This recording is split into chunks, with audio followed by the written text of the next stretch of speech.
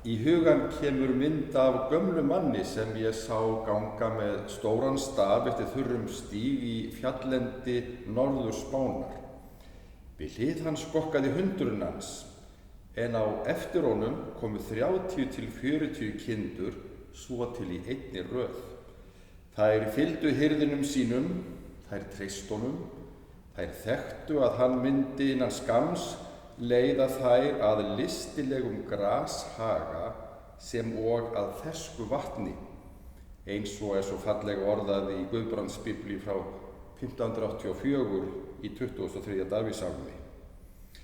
Hvíld og næði eru hugtök sem að fanga án efa huga okkar úr ljóðlínum þessa þekkta sálms.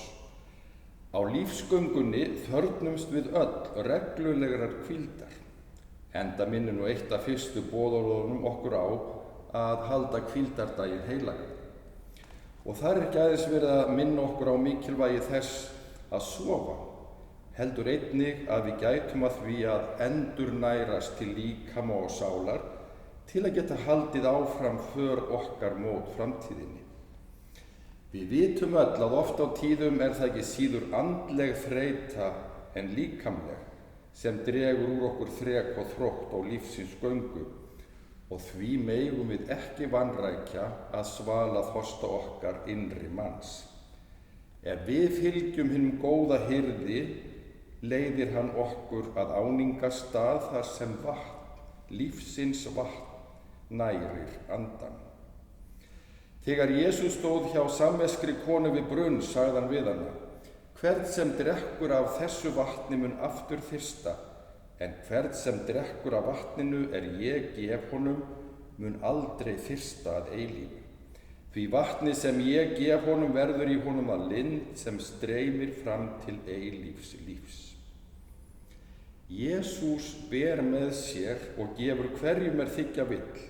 Lifandi vatn svalar og gefur nýjan þrótt til lífsgöngunnar.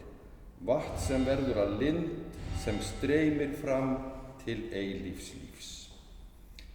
Gerum að okkar orð sér Hallgríms Péturssonar: Drottinn minn hirðir held ég þig, hér fyrir ekkert brestur mig, mín gleði síst því sjatni.